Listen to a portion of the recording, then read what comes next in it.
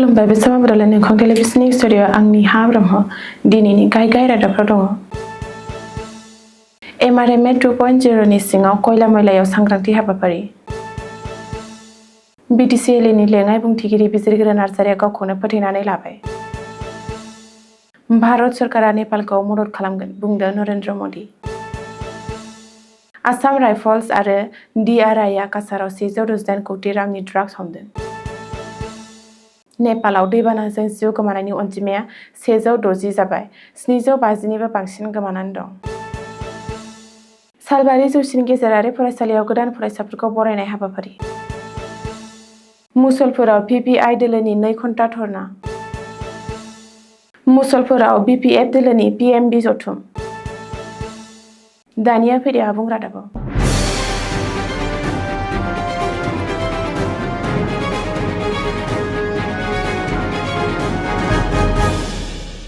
चिरां जिल्लानि खयला मैलायाव दिनै मेरा रेशम मेरा अभिमान 2.0 नि सिङाव एम्फौ फिसिनाय आरो गोनोखोआरि आदबजों दंफां गायनायनि सायाव सांग्रांथियारि मेल खुंनाय जायो। एरि आबादारिफोरखौ एम्फौ फिसिनायाव बिगियानारि आदबफोरखौ बाहायनायाव थुलुंगा होनो आरो मदद होनो थाखाय MRMA 2.0 नि सांग्रांथियारि हाबाफारिखौ लानाय जादों, जाहाथे आबादारिफोरा गावसोरनि फिसिनाय एम्फौफोरनि देहाखौ जोथोनै लाखिनाय, बेमार होबथानाय आरो बांसिनै फसल दिहुननो हायो।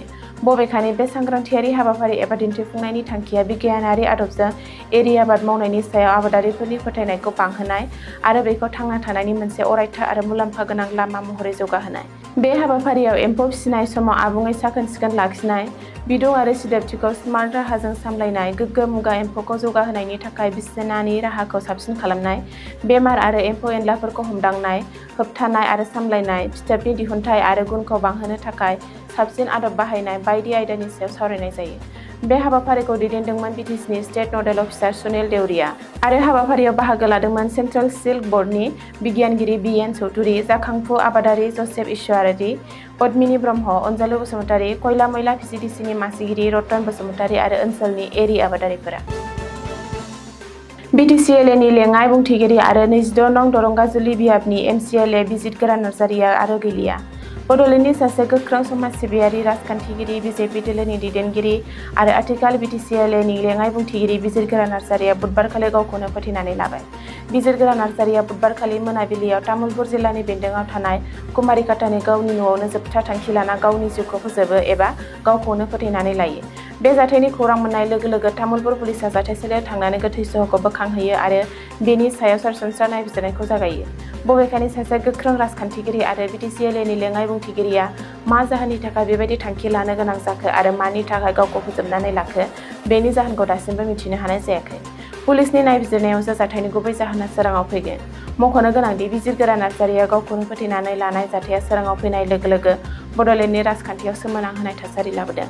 BTCनि गाहाय मावफुं सोद्रोमा हाग्रामा महिलारिनिफ्राय लानानै मन्त्रि, MLA, EM, MCLA, MP, गुबुन गुबुन राजखान्थिगिरिफोरजों लोगोसे गुबुन गुबुन समाजारि आफादनि आफादगिरिफोरा बिजिरगिरि नार्जारिया गावखौनो फोथैनानै लानाय जाथायखौ गोथौ दुखु मोन्नाय फोरमायदों।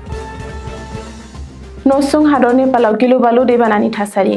बुधबारखालि फुङाव हरखाब बोहैबोनाय दैबानाया सिमायारि ओनसोलाव थेर-बेथेर आरो सिलिंखार खालामदों। जाउनाव आफांनि माखासे जिल्लायाव हाइ एलार्ट जारि खालामनाय जादों। नेपालनि बे मिथिंगायारि अलखद थासारियाव सुबुंनि जिउ गोमानाय आरो गेदेर सिलिंखार जानायनि सायाव दुखु मोन्नाय फोरमायदों भारतनि गाहाय मन्त्रि नरेन्द्र मदिआ। बबेखानि बे अलखदनि समाव नरेन्द्र मदिआ नेपालनि गाहाय मन्त्रि बलेन्द्र शाहनो फन खालामनानै खौरां लाहरदों होननानै सुलुङाव फोरमायदों। रिपर्ट बायदिब्ला बे अलखद थासारियाव भारतआ नेपालजों लोगोसे बिदा-फंबाय सानलायनानै गसंफागोन आरो नेपालनो गासैबो रोखोमनि सुबुंथिनि हेफाजाब आरो मदद खालामनो थियारि होननानै नरेन्द्र मदिआ नेपालनि गाहाय मन्त्रिनो बाथ्रा होदों।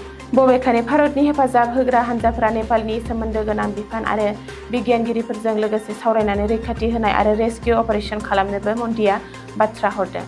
मख'नो गोनांदि दरनै सोमोन्दोआरि हादरनि गेजेराव थानाय गोजाम सोमोन्दो आरो राजथान्दैयारि सोमोन्दोखौ नोजोर होनानै नेपालनि अलखद थासारियाव भारतआ हेफाजाब आरो मदद होनो लानायखौ मोनसे गोनांथार आगान होनना साननाय जादों। नेपालनि दैबानाजों खहा जानाय आरो मोगा-मोगि जानांनाय भारतारि नोगोरारिफोरनि मददनि थाखाय भारतआ इमारजेन्सि हेल्पलाइन नम्बरफोर खुलिदों। नेपालाव थानाय भारतारि राजथान्दै थाग्रा खुलिया मोननै हेल्पलाइन नम्बरखौ फोसावदों। बे नम्बरफोरा जादों 977885316807 आरो 97797091075000। काछार जिल्लायाव आसाम राइफल्स आरो डाइरेक्टरेट अफ रेभिनिउ इन्टेलिजेन्स सुंद'यै DRI सिलचरनि जुथाइ अपारेसनाव गोबांथार बिबांनि निसा गोनां याबा टेब्लेटफोर जब्द खालामनो हादों। रिपर्ट बायदिब्ला लखिमपुरनि 37 नं हादरारि राजा लामायाव गोख्रों सिग्रोमनायाव 60 केजिसो बिबांनि गासै 5,60,000 याबा टेब्लेटफोरखौ जब्द खालामनो हानाय जादों। गंसे ट्राकनिफ्राय जब्द खालामदों निसा गोनां याबा टेब्लेटफोरखौ। बबेखानि जब्द खालामनो हानाय याबा टेब्लेटफोरनि बेसेना खमैबो 168 कौटि रां जागोन होननानै रैखाथि हान्जानिफ्राय मिथिहोदों। मख'नो गोनांदि कौटि रांनि याबा टेब्लेटफोरजों लोगोसे लोब्बा लाना सासे सुबुंखौ हमनाय जायो। फोरमायथिनाय बायदिब्ला जब्द खालामनो हानाय होबथाजानाय याबा टेब्लेटफोरखौ नसुं रायजो मणिपुरनिफ्राय स्माग्लिं खालामनानै आसामनि काछार जिल्लानि 37 नं हादरारि राजा लामाजों लाबोखुमानाय जादोंमोन। नाथाय आयेन बेरेखा ड्राग्स जगायग्राया गावनि थांखियाव सौहैनायनि सिगांनो काछार जिल्लायाव रैखाथि हान्जानि जेयाव नाङो। मख'नो गोनांदि बे जाथाया सा-सानजा ओनसोलनि रायजोफोरनि गेजेरजों आयेन बेरेखा ड्राग्स फालांगि सोलिगासिनो थानायखौ दिन्थियो। नसुं हादर नेपालाव दैबानानि सिमब्रेनाय। तिब्बत सिमानि साखाथियाव थानाय गेजेर नेपालनि जिल्लाफोराव बुधबारनि फुंबिलियाव हरखाब जानाय आरो फोजोबस्रांग्रा दैबानाजों दासिम सा 160 निबो बांसिन सुबुंनि जिउ खहा जाबाय। बेनि अनगायैबो सा 750 निबो बांसिन सुबुंफोरा गोमानानै दं। बेनिनो 133 साया भारतनि नोगोरारि होननानै मिथिनो हादों। मख'नो गोनांदि गिलु बालु दैबानायाव दासिम 160 सा सुबुंनि जिउ गोमानायखौ रोखा खालामबाय नेपाल सोरखारा आरो गोमानानै थानाय सुबुंफोरखौ नागिरनानै थाथ'नाय गैयै रेस्किउ अपारेसन खालामनाया सोलिगासिनो। हरखाब जानाय दैबानाया 15 निफ्राय 20 मिनिटनि गेजेरावनो थेर बेथेर आरो सिलिंखार खालामनानै तिब्बत सिमानि साखाथियाव थानाय रसुवाजों लोगोसे गेजेर नेपालनि ओनसोलफोरनि थासारिखौ सोलायदों। गुबुन फारसे दैबाना सिमब्रेनायनि जुनै ओनसोलनि गाहाय लामा, दालां आरो फोनांजाब राहाफोरा आबुङै बन्द जानायनि जाहोनाव रैखाथि हान्जाफ्रा अपारेसन खालामनायाव गोबां जेंनाजों मोगा-मोगि जानो गोनां जादों। काठमान्डुआव थानाय भारतनि राजथान्दै थाग्रा खुलिया नेपालाव थाबथानाय भारतारि नोगोरारिफोरखौ रैखाथियै बोखांनो थाखाय जायगानि बिबानगिरिफोरजों अरायसम सोमोन्दोआव थानानै खामानि मावगासिनो दं होननानैबो शिलंआव फोरमायदों। नेपालनि आथिखाल थासारिखौ नोजोर होनानै भारत सोरखार आरो इन्डियान एयार फर्सआ रैखाथि हान्जा आरो रिलिफनि मुवा बेसादफोर दैथायहरदों। बेनि अनगायैबो उत्तर प्रदेश आरो महाराष्ट्रजों लोगोसे गोबां रायजो सोरखारा थाबथानाय दावबायारिफोरनि मददनि थाखाय इमारजेन्सि हेल्पलाइन नम्बर फोसावदों। सालबारि जौसिन गेजेरारि फरायसालिनि 2026 मायथाइनि गोदान फरायसाफोरखौ बरायनाय हाबाफारिखौ सानसेनि मेहेरगोनां हाबाफारिजों फरायसालिनि लांगोनायाव खुंफुंनाय जादों। बाक्सा जिल्लानि सालबारि महकुमा थावनियाव थानाय सालबारि जौसिन गेजेरारि फरायसालियाव गोदानै फैनाय फरायसाफोरखौ बरायनाय गेवलां मेल आरो हारिमु हाबाफारिखौ खुंफुंदों। मोसानाय, मेथाइ रोजाबनाय हाबाफारिनि गेजेरजों मेहेरगोनाङै खुंफुंदों फरायसालिनि सिथ्लायाव। गोदानै फैनाय फरायसाफोरखौ बरायनाय मेल खुंनायाव फरायसुला फरायसुलिफोरनि गेजेराव जोबोद खुसि जानाय नुनो मोन्दों। गेवलां मेलाव गाहाय आलासि महरै बाहागो लादोंमोन मिरु एबसुनि लोगो आफादगिरि उमेश दैमारिया। फरायसुला फरायसुलिफोरखौ सोलोंथायारि बिथिङाव जौगाहोलांनायनि थांखिजों मिरु एबसुनि लोगो आफादगिरि उमेश दैमारिया गोनां बिबुंथि लाखिदों। बे हाबाफारियावनो उमेश दैमारिया बाहागो लानानै फरायसाफोरखौ थांखिनानै जोंनि साननाय आरो थांखि लानायाव सौहैनो थाखाय गोग्गो आदार जगायनाय आरो गोग्गो देहानि गोनांथिखौ फोरमायो। फरायसाफोरखौ जानाङै बेसाद एबा फेग्रा मुवा बाहायनायनिफ्राय जानगाराव थानो थाखाय खावलायो। सालबारि जौसिन गेजेरारि फरायसालिया बे ओनसोलनिनो मुं गोनां फरायसालि। बे फरायसालियाव गोबां फरायसाफोरा मुं थिसननो थाखाय गोसो गुदुं जानानै फैयो। माखासे फरायसाफ्रा मुं थिसननो फैनायजोंल' जाहाथे गावनि थांखिखौ फोजोबा, मुं थिसननायजों लोगोसे बे फरायसालिनिफ्राय मोजां रिजाल्ट लानानै थाङो, फरायसालिनि मुंखौ जाहाथे मोजां मुं जौगासार खालामनो थाखाय नाजायो बेखौनो फरायसाफोरखौ खावलायो मिरु एबसुनि लोगो आफादगिरि उमेश दैमारिया। बाक्सानि सदर मुसलपुर दुर्गा मन्दिर नंज्लायाव भटार्स पार्टी इन्टारनेशनेल गुसुङै VPI दोलोआ भटारशिप आरो गुबुन गुबुन दाबिफोरखौ लानानै 2 घन्टा धरना हाबाफारि लायो। बाक्सा जिल्ला VPI दोलोनि बानजायनायाव बे धरना हाबाफारियाव आसाम रायजो VPI दोलोनि आफादगिरि धरनि बसुमतारी बिथाङा बाहागो लायो। बे धरना हाबाफारियाव बाहागो लानानै बिथाङा सुबुं गौमाखौ थांखिनानै गोबां बेसेन गोसा बिबुंथि लाखियो। बे धरनानि गेजेरजों बिथांमोनहा साफ्रोमबो भट होनो मोननाय भारत हादरनि भट होगिरि नोगोरारिफोरनो भटारशिप होनाय, आसामनि दैबानानि जेंनाखौ भारत सोरखारा माहारियारि खैफोद हिसाबै फोसावनाय, खर'सा आसामनि दै बानायाव खहा जानांनाय सुबुंफोरनि थाखाय खहा सुफुंनाय आरो फिन थांना थानायनि राहा होनाय, खहा जानांनाय गंफ्रोमबो नखरफोरनो खेबसे राङारि मदद 20 लाख रां अनसुंथाइ होनाय, फैगौ 10 बोसोरसिम खर'सा आसामाव खहा जानांनाय गासैबो दै बानायाव गोहोम गोग्लैनाय सुबुंफोरनि थाखाय भटारशिप, 11,900 रांनि दानारि अनसुंथाइ होनाय बायदि दाबिखौ लानानै बिथांमोनहा बे धरना हाबाफारिखौ लायो। बे धरना हाबाफारियाव बाक्सा जिल्ला कमिटिनि दैदेनगिरि मावथि आरो गोबां VPI दोलोनि सोद्रोमाफ्रा बाहागो लायो।